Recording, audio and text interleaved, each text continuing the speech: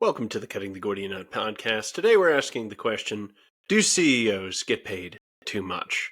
So first I'm going to go through a few of the numbers for you. Back in 1965, the average worker was paid 1/20th of what a CEO was paid. Now, by the time the 90s rolled around, that 20-to-1 ratio jumped a lot to 77.3 to 1. And by the year 2000, it skyrocketed to 372 to 1. That's quite the ratio.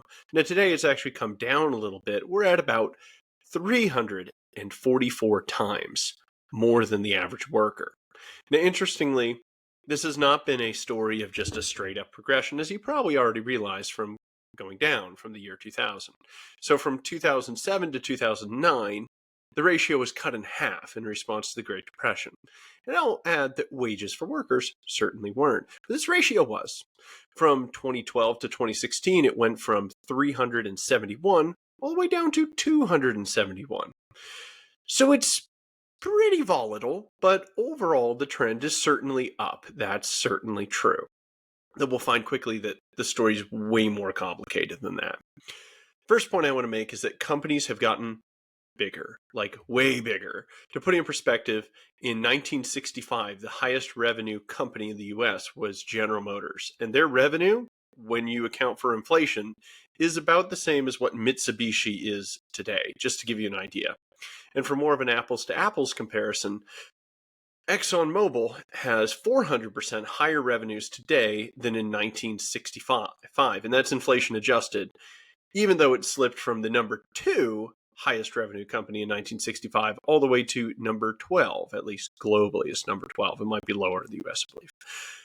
And today, the CEO of ExxonMobil is managing a company that's 4 times larger based on revenue and probably orders of magnitude more complicated than what was going on in 1965. So to take a different approach to kind of get at this same question is the inflation adjusted value of the S&P 500 was 880, and it is actually now 5,344. So it's 6 times larger inflation adjusted than 1965. And yet still in the S&P 500, there are only 500 CEOs, which means on average in the S&P 500, they are dealing with 6 times more resources, if at least we use market cap as a proxy, which I think is reasonable. So that's the first thing we need to point out, is that the companies themselves have not been held constant. We've had company size radically grow, and I think a good guess here is by about 6x. So they're kind of doing the work of 6 CEOs. Now you might be asking a few questions. One, who cares if they're pushing around more resources? It's just not fair. They don't, quote, earn this money because no one could. It's actually a philosophical question that's being raised. It's one of justice. It's one of, I don't know. It's not actually an economic question to say what's fair. Like, is this too much? I mean, we can ask that as an economic question, but to simply say, seems like a lot of money, I don't think anybody can earn that. Well, that's getting a little bit more moral, more philosophical, and we'll deal with that question of justice a little bit later. The other question you might be having already is, what happens if we adjust for firm size in these multiples? Because that explains a lot, doesn't it? So let's take a few of those numbers and check it out. Taking that 6x means that we would be the equivalent of a bit north of 120 to 1 instead of that 344 to 1 that we actually are. So today, the CEO makes about 17 times more than in 1965 by this metric, but we have used just one factor to drop it down 2.8 times. So there's still more to the answer. It's no longer 17 times more because we can apply the adjustment for the size of the firm. But I can already hear you guys screaming at the podcast or the YouTube, as the case may be, wondering why on earth we're using 1965 as our comparison anyway. And I think if you read a lot of the articles which are talking about this difference between CEO and regular laborer pay, well, they typically grab 1960s numbers as comparison. But we have to ask, Given that this is so volatile, is this representative, or is that a very low point in history? And it turns out it is pretty darn low. Let me quote something from the Harvard Business Review that should clue you in on this. Despite the headlines, top executives are now receiving, that they are currently receiving record salaries and bonuses. Salaries and bonuses have increased over the last 15 years, but CEO pay levels are only now catching up to where they were 50 years ago. And this, by the way, is a pretty old article, quite old. I think it was written in the 90s or something. But this is still interesting information.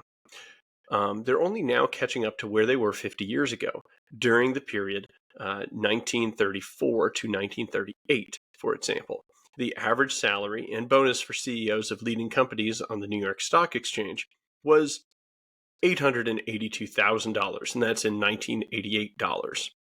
For the period of 1982 through 1988, the average salary and bonuses for CEOs of comparable companies was $843,000. So interestingly, if we look at the 80s, well, the 80s is simply returning to where we were in the 30s. So now the inflation-adjusted wages, right, for the workers certainly rose from the 30s to the 80s, meaning the multiple for the worker to CEO would actually be higher in the 30s than the 80s. But let's just go with the 80s numbers, which I think is therefore a bit more conservative. So in 1989, sorry guys, I couldn't find 1988 for you, the multiple was 59. So the approximate multiple for the 40s was likely to be somewhere in the 60s, let's say, making 1965 quite the low point for CEO earnings and the high point for employee earnings, or both. And yes, indeed, we find that 1965 hosted a wonderful time to be a worker. In fact, many cite this as the magical golden age where one earner could raise a family. And of course, if you go ahead and adjust for inflation and you look at the median or average wages of those in the 60s, the golden age, you'll actually find that we have a higher median and average salary, inflation adjusted, than they had in the 1960s.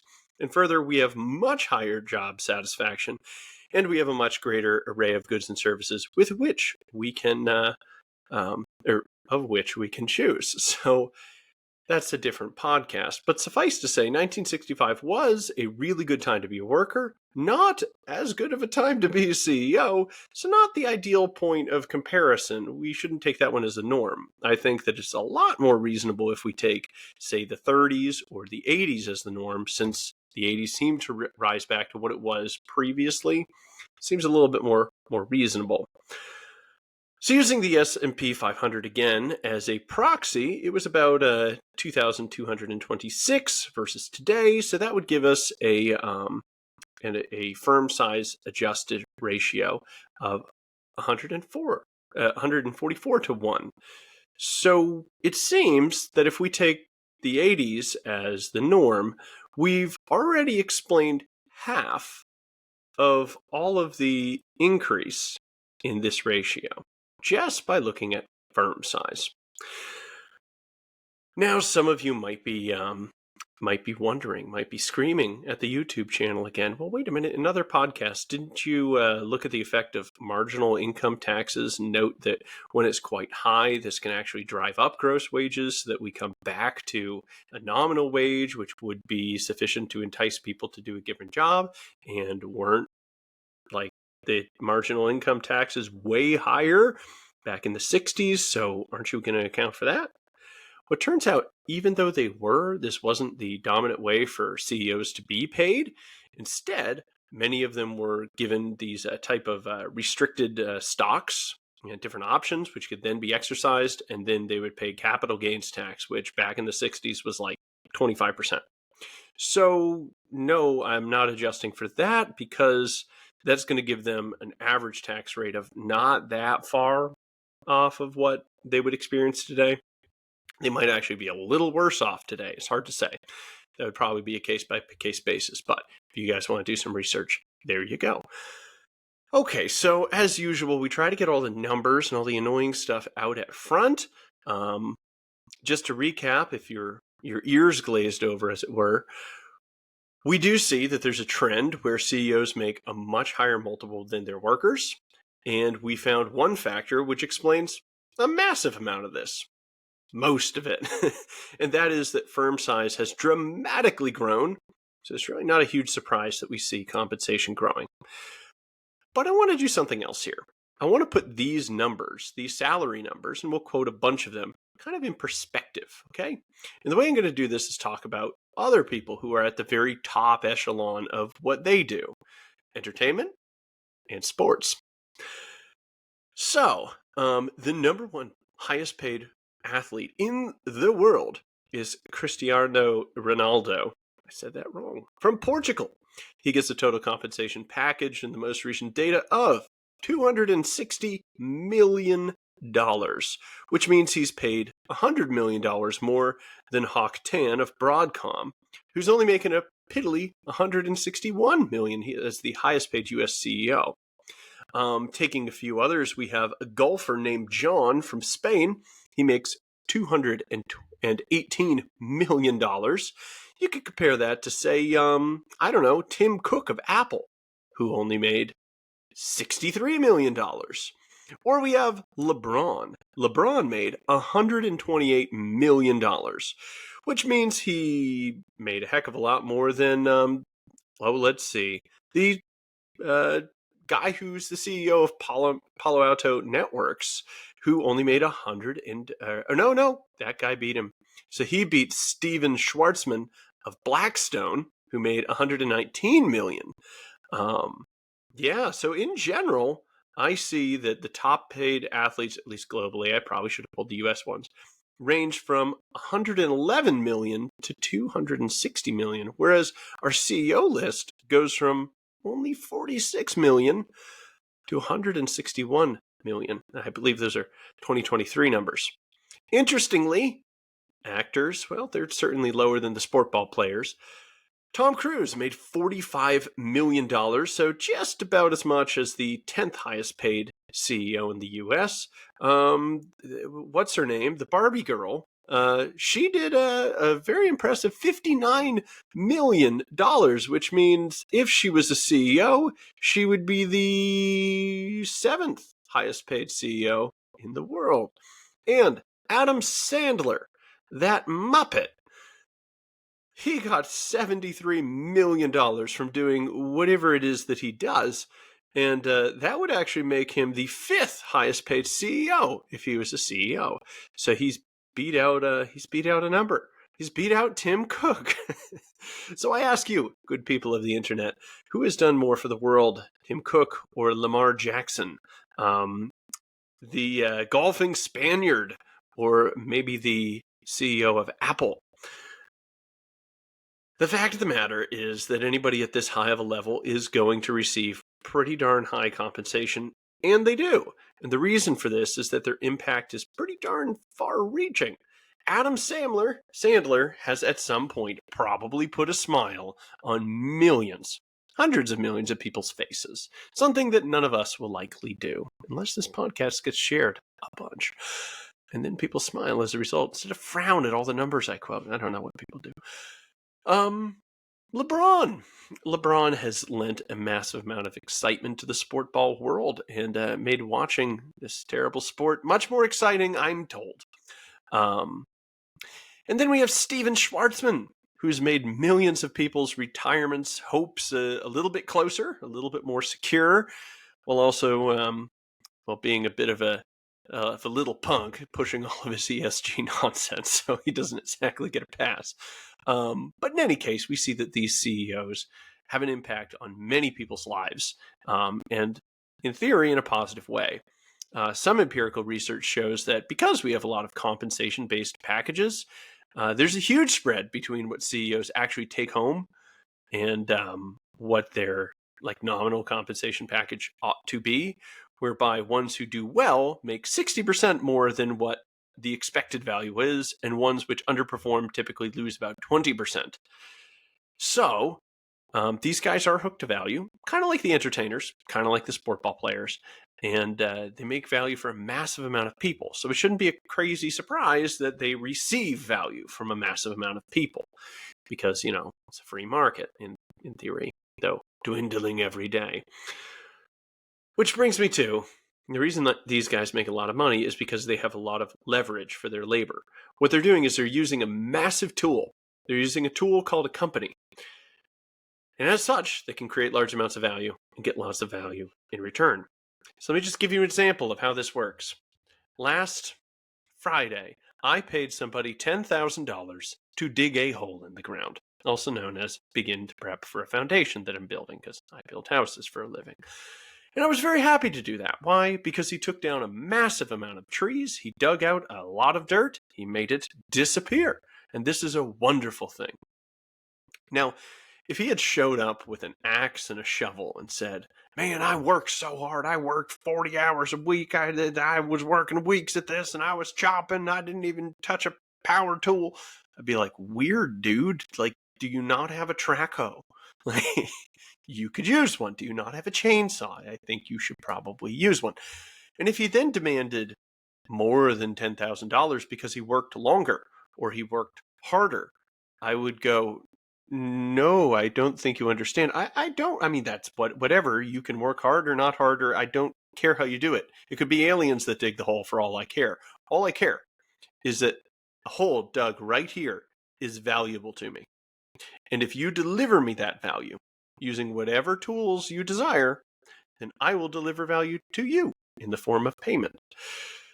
So the critique that a CEO doesn't work, say, 345 times harder than their average worker is entirely irrelevant. That would be the same critique as if somebody just lacked the tools and worked 340 times harder to dig that hole. He shouldn't be paid more or less. He should be paid in accord with how much value he created at the end of the day. And if he can use a tool to do that, cool. I think that those who want to link compensation simply to how hard you grit your teeth and to white knuckle it at work are what I'm going to call economic Pelagians. There's a Christian heresy which says that we are saved by basically how hard we work, and that was condemned because it's a dumb idea.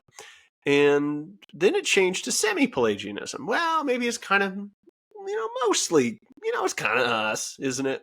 Well, that was condemned too. And I think we should condemn this type of economic Pelagianism. We shouldn't just be looking at how hard people work. Glad you work hard. I hope you work smart. We should be looking at the value that they deliver. Let's see. There is a part in Aristotle, I'm going to quote, that is probably the most hated. I don't know. He's got a few things which have not aged well. But one of them is he describes a slave as a living tool, slave or servant.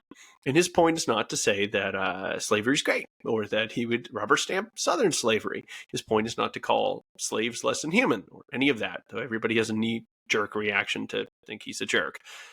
Instead, what he's saying is that you either receive your direction from yourself or from another, and a tool receives its direction from another.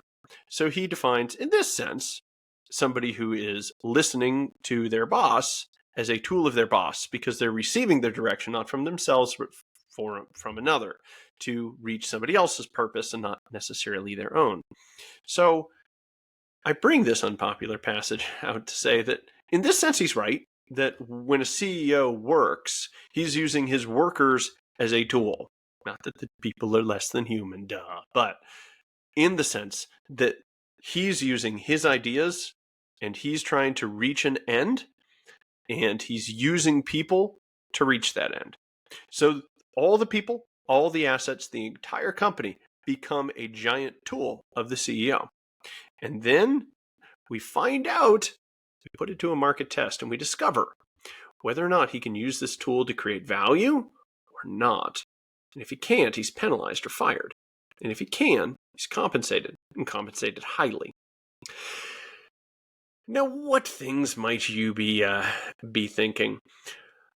I'd say at this point you might say, well, the one that's getting paid that much.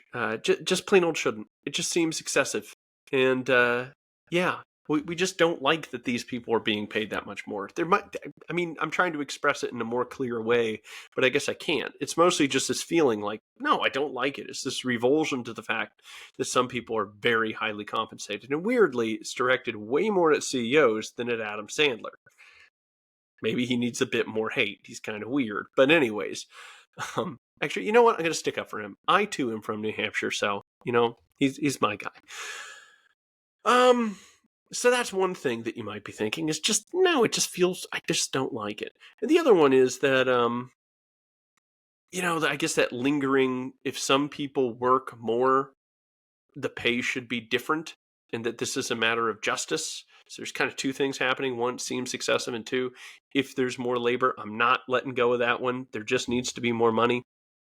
Well, for my Christian listeners, let me tell you a parable, which is directly targeting both of these two impulses quite clearly. This is Jesus speaking. For the kingdom of heaven is like a landowner who went out early in the morning to hire workers for his vineyard. He agreed to pay them 1 denarius for the day and sent them into the vineyard. About 9 in the morning, he went out, saw some others standing in the marketplace, doing nothing. He told them, "You also go, work in my vineyard, and I'll pay you whatever is right." So they went. He went out again around noon, and then 3 in the afternoon and did the same thing. About 5 in the afternoon, he went out, found others standing around. He asked them, "Why have you been standing around all day doing nothing?" "Because nobody hired us," they said. He said to them, "You go also, work in my vineyard." Then evening came. The owner of the vineyard said to the foreman, "Call the workers and pay them their wages, beginning with the last ones hired and going to the first." The workers who were hired about 5 in the afternoon came and received a denarius. So when those who were hired first came, they expected to receive more, but each of them received a denarius.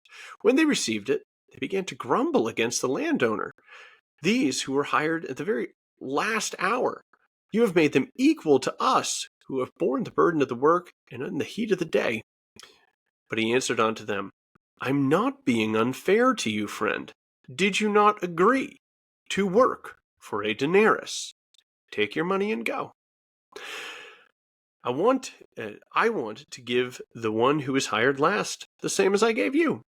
Don't I have the right to do with my money do what I want with my own money? Or are you envious because I am generous? So the first will be last, and the last will be first." So here's a few things this parable points out. One is the owner has the right to do with his money what he wishes to do. Second, the pay here is just because of the principle of consent. Now, there are times where that gets fuzzy, but in the vast majority of cases, certainly this one, somebody is unemployed and agrees to a certain wage for a specific work, that's fair, right? So at that point, the answer from the parable is, okay, you agreed to this wage, take your pay and go. Like, you don't have a voice in the way that the owner compensates the other workers. If you agreed to it, be happy with your wages and go. Because the owner of the money has the right to pay who he wishes, what he wishes. And finally, it condemns the envy which is in these workers, seeing that other people got more than them when they didn't work as much as they did, right? There's that's kind of problem, and this just condemned as envy. And that's exactly what I'm going to do. I'm just going to say that's envy. If people are better off than you, but you agreed to a just wage for yourself, cool. God bless them. So the question is, how does the CEO get paid? Is it true that it's the owners of the company that pay him? Yeah, that's how it works, folks. So the shareholders, who are the owners of the company, elect board members, and the board members are then the ones who act in the interest of the shareholders. And they're the ones who would negotiate the compensation package, approve it, vote on it, etc. So that's how it works. Now it's their money, it's the shareholders' money, and they either approve or don't approve the wages for the CEO. There's a reason they're not infinitely high because, well, that wouldn't be right. And there's a reason they're not zero because, well, that wouldn't be right. There's a reason why they're different for different people.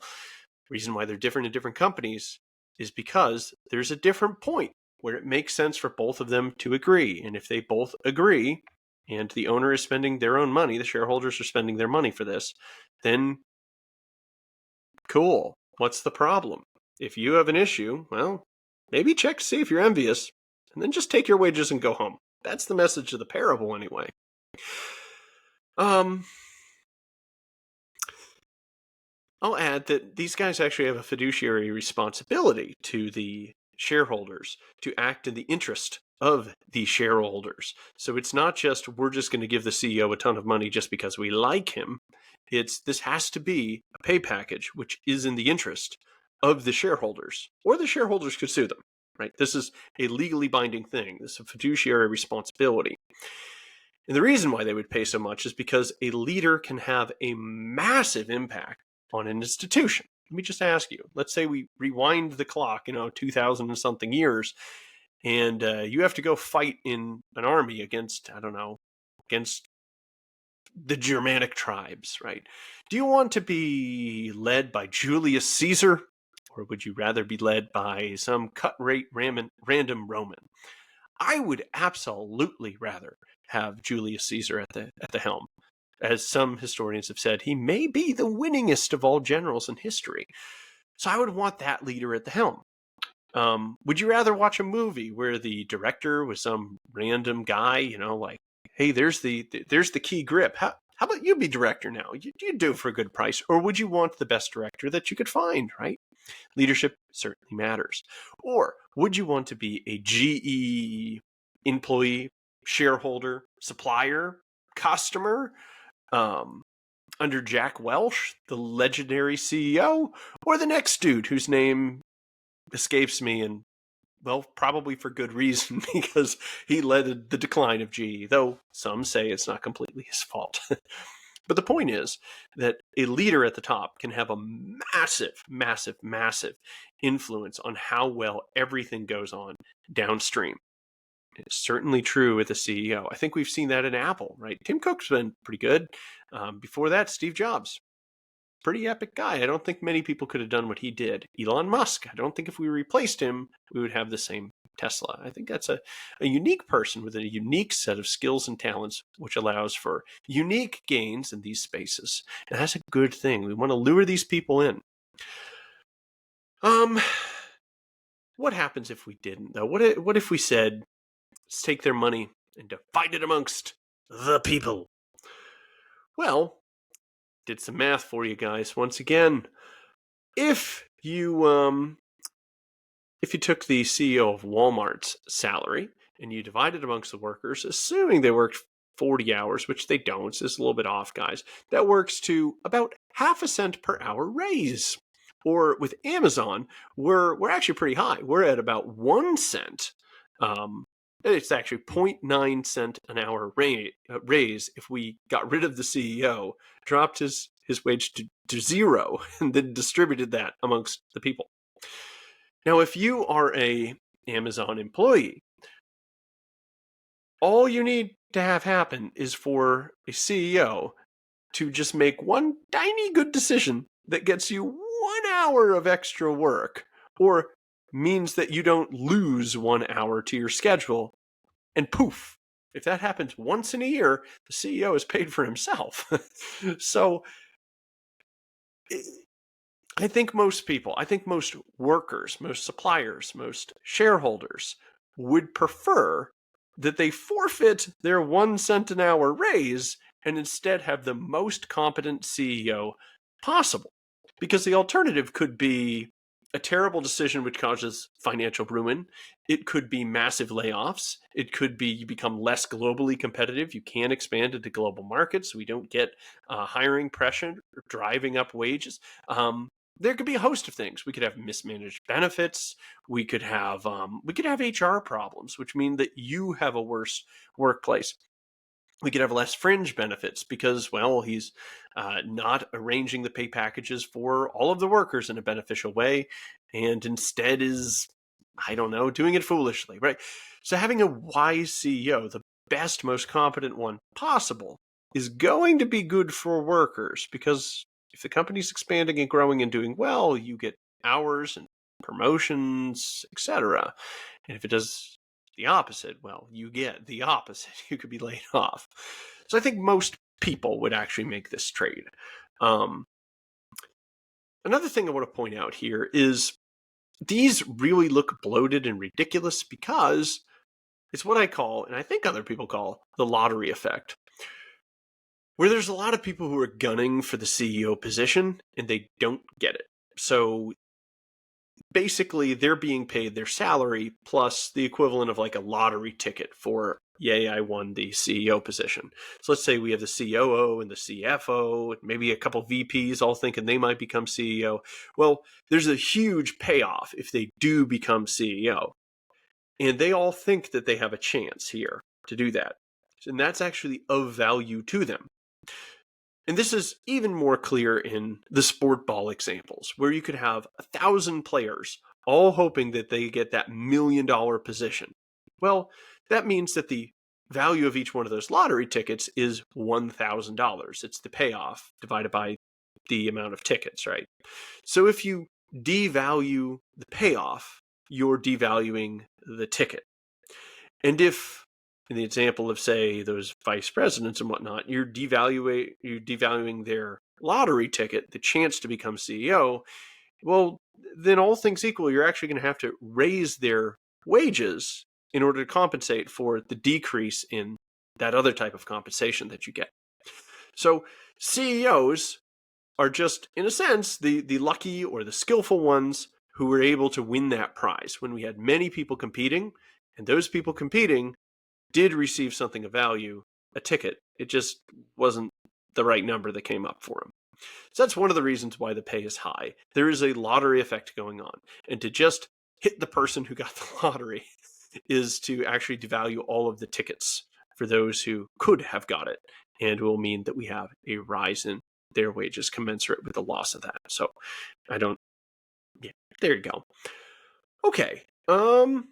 Let's see. Let's talk about some stupid suggestions, because we haven't gotten to those yet. But, before we hit the stupid suggestions, let's talk about the stupid suggestions of why we're in this space to begin with. And my favorite one is when people say that they're going to explain some economic thing with greed, which is so funny because they're trying to explain a change, right? We went from 20 to 1 or an 80 to 1 ratio. Now we're at 344 to 1. And they explain that with the normal state of humanity, which is greed and selfishness and envy and jealousness and the fallen nature of man and original sin. So they have explained a change with something which is incredibly static, which I don't think is a good idea. So greed is not a good explanation for this, because I hate to break it to you, my dear friends, but people have always been greedy. People have always wanted higher wages, kind of a thing. So instead, we need to look at things which are changing. Firm size is one, and I'll get to another one, which actually explains another, 25% of this, right? So we're getting there. And I'll suggest one more that you guys can look into on your own. But one way to deal with this problem is to set this rate at, say, 50 to 1, and just legislate it by law. Because shareholders, people who actually own the companies, they don't know what they're doing. The government does when they pick a number. What's going to actually happen if we did this? First, obviously, this is going to push our very greatest leaders into international companies and out of the US. Why? Because they're not going to have a 50 to 1 ratio. So that's not good. Do we want our very best CEOs, the varsity squad, leaving, and we just get the JV squad and everybody else goes international? Is that going to be good for us? Is that going to be good for economic growth? No. Is that going to be good for workers? No. So that's one problem. Another one is it could just put a limit on firm size, right? So that there's just this thing which kind of caps the size of a firm, because, well, if they get too big, they'll just fly out and go somewhere else, right? So it could be limiting firm size, and that means we're forfeiting economies of scale. Another one is we could just bloat the C-suite executive salaries, and we could just be, instead of paying CEOs, we could be funding a group of shadow CEOs instead. And I don't see how that fixes anything. Like if we just say CEO guy can't be paid a lot, then what are we going to do? We're just going to say the COO or the CFO. I mean, if they take on some of those CEO responsibilities, now we can't compensate them. Are we now going to have to put in price controls for the CEO, the CFO, the CEO? Like, you get like down the list, a bunch of VPs, like a bunch of different executives. Well, like, where does it stop? Are we just going to do full on price controls for everything? Going to be full on commies? Sounds like a bad idea. So that's another problem. Another idea is, okay, maybe that's a little bit too intervention-y. Maybe that's not the best idea. But hey, we got a tried and true maneuver here. When we're angry that somebody makes more money than us, we don't just go home being content with our wages, like Scripture says. We don't just say, well, don't owners have the right to spend their own money and shareholders do? Let's tax them. Let's take it. Let's take the money. We don't like it. Let's take it. Well, this can certainly push them offshore, push companies offshore. And here's another more nuanced point. There's a limited supply of top talent, and it's difficult to just magically get more top talent. And that means that we have a low elasticity of supply. So basically, if you apply a tax to that, the taxes in general get split between the consumer and the producer of a good. So in this case, it would go to the consumer of the good, which is the company, and not the producer of the good, which is the person offering their talents to the company. In other words, we're basically passing the tax on to the company, and then the company would basically pass it. It would be split between shareholders and pushed on to customers. Could be taken from workers, right? We're taxing the company here. And the response would be that, let's say a CEO would take the job for $10 million in take-home wages. Well, if we apply a massive tax, well, then his take-home wages fall, which mean, well, we still need a CEO. We might end up just having a ballooning amount of gross wages. So now we taxed a huge amount. He now needs $100 million because we took 90% of it away, and now he's left with the same original 10 million. So it could just bloat gross wages as we apply the tax and basically be shifting that tax burden onto the company. I think this happens a lot when we have a high marginal tax rate. We're not taxing who we think we're taxing, and we're actually making nominal inequality worse. I've had episodes where I go through income inequality and I account for taxes and transfers, and hours worked, and all sorts of other things, and actually get from the crazy 13 to 1 ratio of what the top 10% to the bottom or whatever it is. I don't know. I forget my episodes. I have to re-listen. But there you go.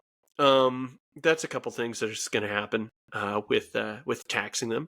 Then we just have to ask the moral question: how the heck is that just? Like, polis is built on justice. How's there an equality of what is being given and what is being taken? We're just taking. Okay, right? The government is saying we're going to take your tax because we don't like you have so much.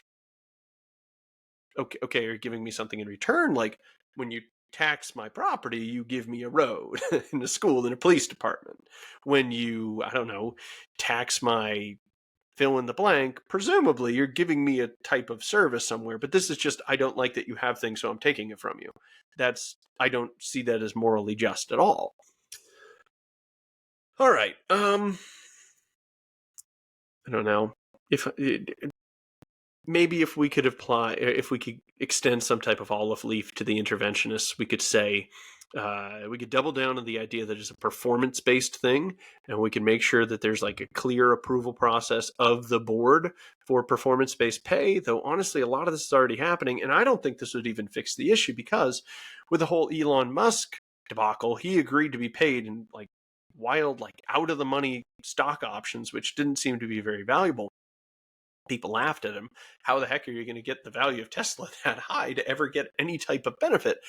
Well, the guy did, and then now they're very upset about paying him that amount of money, which they agreed to pay him. So withholding the workers of a laborer is not good stuff, guys. But I think at least if we got the message out that a lot of this is legit pay for performance, that would go pretty far to actually alleviate it. But I want to talk a little bit about the value of a CEO further. We certainly have examples of rock star CEOs who've created enormous amounts of value for the world. But if we kind of zoom out a bit to the company and what value that creates for the worker, I think that's important to keep in mind. My dad worked for a casket company, and he was a manager there. And they had people, one of which in particular, who would wear a hole in the floor from the work that they did. So as they're screwing things together and moving in the same repetitive motions, they would have to put steel plates underneath them because they'd wear through the floor.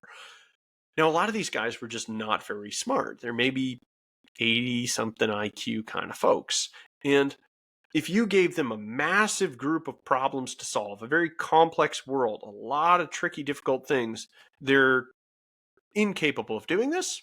Or if they were capable, it'd be unbelievably stressful, especially if you tell them, if you don't do this, if you don't solve this problem, you can't feed your family. Sorry, you're fired. That's cruel.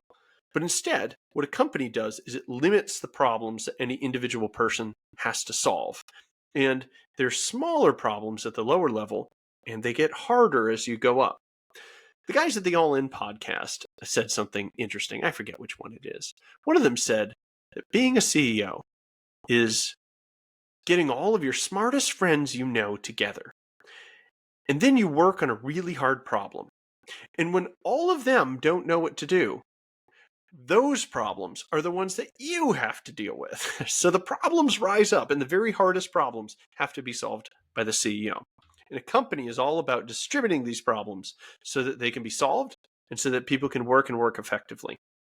From happiness research, we see that flow state, when you feel like you're being incredibly productive and you know what you're doing and you don't have this kind of like confusion, but you can rapidly execute, is an incredible source of happiness in many people's lives. And it's one that doesn't fade all that much. When you feel like you had a good day's work, that's a good feeling for anybody.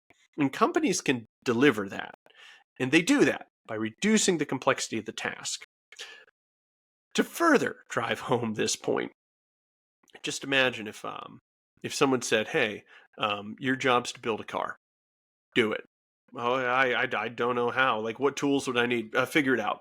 Well, what materials do it? Figure it out. Okay, and time's a ticking. You need a car out quickly because you need to create enough value to feed yourself and your family, all right? Do it. Build a car. Okay, how's this? It's terrible. It's an awful car. You screwed everything up. Try harder. That'd be really cruel to do to somebody, leaving them with that much complexity to deal with. And I know what this is like. Like, I'm in construction. I began by flipping houses, and I walked into a condemned home, and I'm like, what tools do I need? Where do I start? What do I do? How do I do anything? I don't know anything. And it's not a great feeling, and you can't really be productive. You can't engage, and you feel like I did nothing today. I don't know what to do. It takes a long time to figure that out, or it takes people to come and actually teach you. And companies are about making sure that people don't feel like that. It removes a lot of uncertainty. It removes a lot of angst and allows people to be productive, which actually helps people be happy. And the CEO is responsible for solving those biggest things, which stress people out, which would roll a stone in front of their productivity. They're responsible for that and to make sure that the company continues to make its workers productive, which is best for all of us because the more value they create, the more that they can be paid. Wrapping up, guys, here's what I'm not saying. I don't think that all CEOs warrant their large salaries. That's why I like performance metrics. Now, not all performance metrics are great, and sometimes CEOs can kind of tweak these a little bit in ways that are certainly in their favor. And that's why we need good corporate governance. That's why we need shareholders who can keep an eye out for this. I'm also not saying that boards always negotiate well or make wise decisions, but I am saying it's going to be a heck of a lot wiser than whatever politician comes along and sets some metric or declares some tax. I think we should have the people that pay the bill decide what the salary should be. So it's the board members who are elected by the shareholders are the ones who negotiate and ultimately approve what the CEO is paid. That's the right group. Okay. They could be right. They could be wrong. Some people are overpaid. Some people are underpaid. But I think they are the ones to pay them. Next, I'm not saying that CEOs don't use certain tricks to hit metrics. Sometimes they do. And there's times that they do stuff to short-term game their bonus structure. And that's not a call to do some crazy government intervention. Instead, that's just a call to make smarter incentive structures, which, come on, guys, if you got a few $1 million to pay a CEO, I think you could probably pay a consulting company, a little bit of money to help design a plan which will get you your optimal results. And some companies are doing exactly that. Here are a few more guesses about why this could be rising. So we already explained the vast majority of it, right? It's just increasing firm size, which makes sense. There's economists Bertrand and a guy whose name I can't pronounce, but I'll try. Mullinathana. There you go. If you're listening, I'm sorry.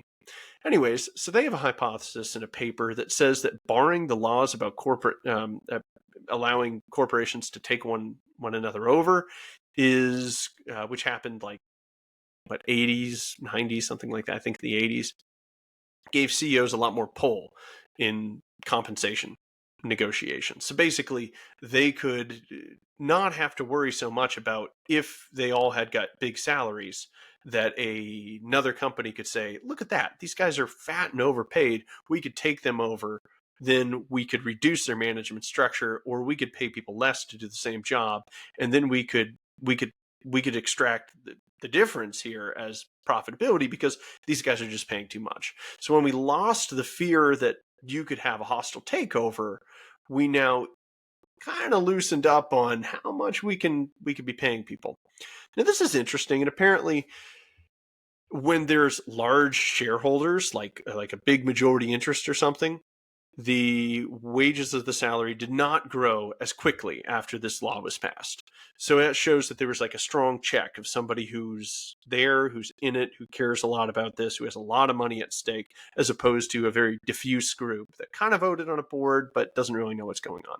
Now, I'll point out that today we have like Vanguard and BlackRock, and they will commonly vote your shares, which I think you guys should vote your shares. Well, I don't know, some of you people.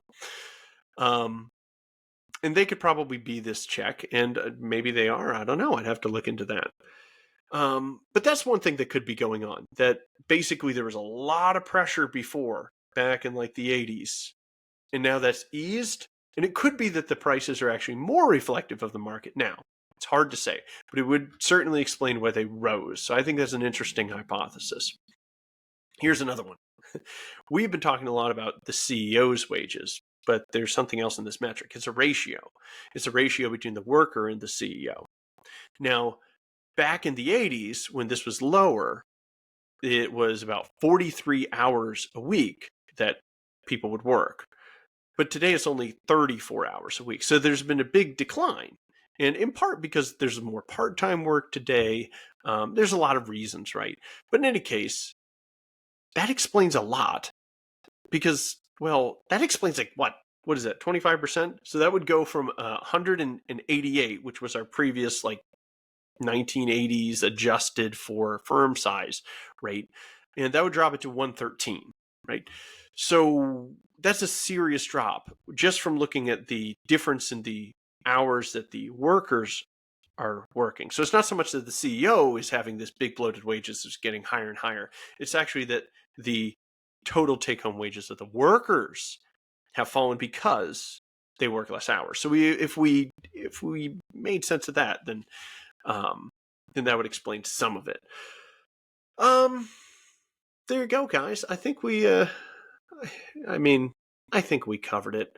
This is one of these early YouTube type videos, and I'm not just in my comfy pillow fort. I've broken out in the podcast, just surround myself with pillows, read from a couple notes, and give you a podcast. But now I see my face looking back at me in the camera, distracting me from giving you the best possible audio content. So, if you're watching this on video, hello, welcome to the channel. If you're hearing this on audio, there's a YouTube. Like it or not. I did not choose this, not really. My precious podcast player Anchor turned into Spotify for podcasters, which dropped all of its features, which allowed me to distribute things very easily. And now I have a new thing, and the thing does video, so I guess why not? All right. Well, thanks for listening, guys. If you have a specific topic that you want me to cover, let me know. I'm always happy to do that. I did get a recommendation recently to cover some philosophy of mind and how that relates to AI. So as soon as I learn anything about that, I will let you know. But I do have a couple ideas floating around my head and a couple people to talk to that might give me more. All right, well, share this video, apparently, or podcast episode with whoever you think might benefit. And as always, guys, appreciate you listening. Thanks.